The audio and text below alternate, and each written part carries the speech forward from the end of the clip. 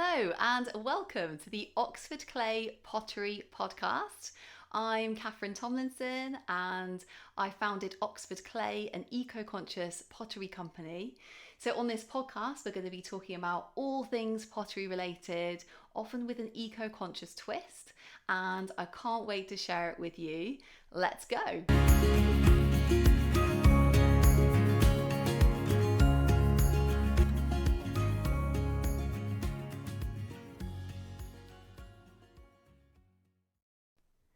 So in this episode, we're going to be talking about water use in the pottery studio and why it's important to conserve water, and also 2 top tips in terms of managing your water use in the pottery studio.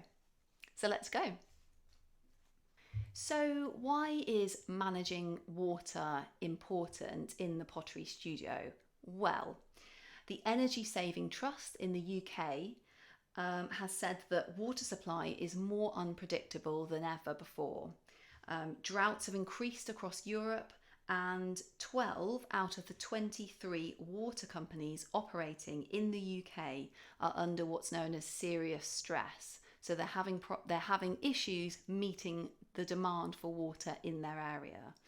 So water's a very precious resource, and it also takes energy to treat and also pump water into homes. So anything we can do in the pottery studio will be, really positive in that respect. And, as potters, we're using water for everything. So we're using it to, say, like make up glazes and slips. We're using it for throwing.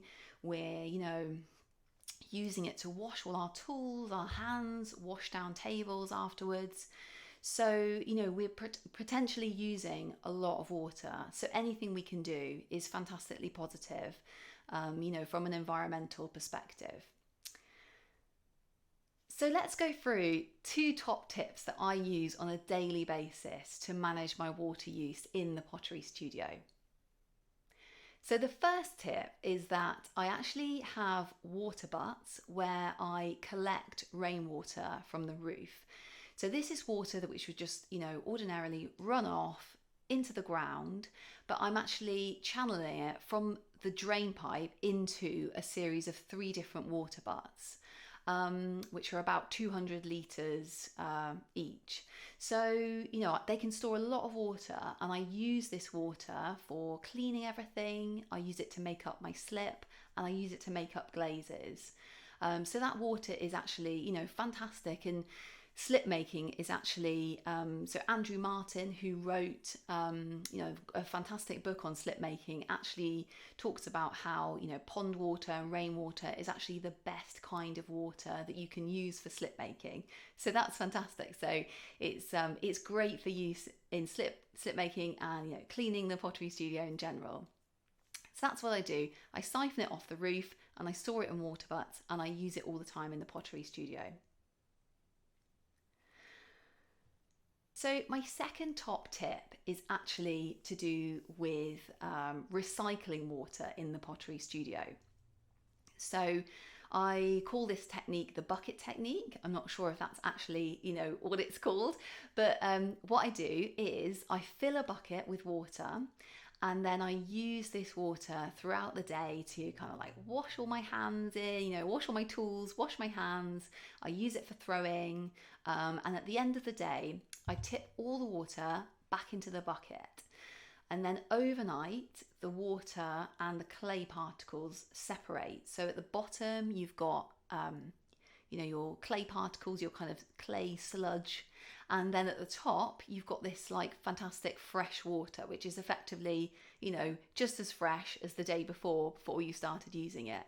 So what I then do is the next day, I just gently pour off the top layer of water, and then I can use that in a completely new bucket and use that throughout the day all over again. And it's effectively recycling, almost 100% of the water.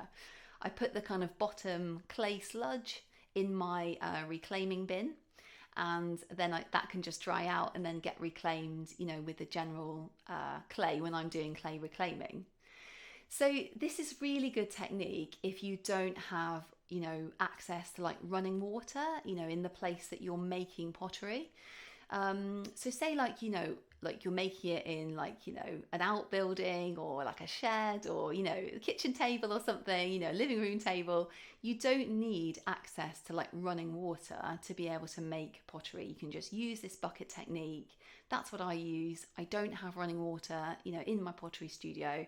I basically just use the bucket all day and then let it separate, and that's how I use water in the studio basically.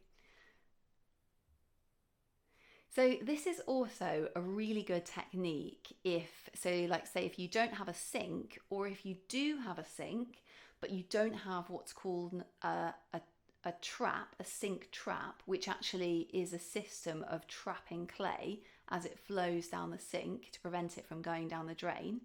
This is a fantastic technique to use instead of a sink trap. So, some potters actually make their own sink traps, and effectively what it's doing is it's draining the water into a kind of, a bit like a bucket, like a vessel, which is letting the clay sink to the bottom, and then it's siphoning off, your wastewater on the top. So, if you don't have a sink trap, you don't want to make a sink trap, you don't have a sink in your pottery studio, the bucket technique is a fantastic technique to use, to save you all that trouble of building a sink trap, putting in a sink trap. You actually don't need to do this, So it's a very simple piece of equipment. I just got my bucket from a DIY shop, and which is, it was a bucket that was specifically made for like mixing plaster in. So it's extremely strong. And I would really recommend that because they last a really long time, those buckets. So DIY shops are like fantastic places to get really, really strong equipment, that are actually made for kind of clay and plaster work.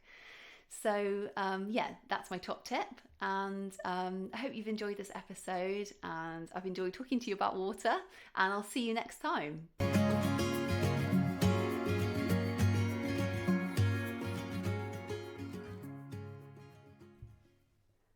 So if you liked that and you're interested in learning more about pottery, eco-conscious pottery, tools and techniques for potters, there's so much for you on the Oxford Clay website. There's blogs, ebooks, e-courses, video courses, and I can't wait to see you there.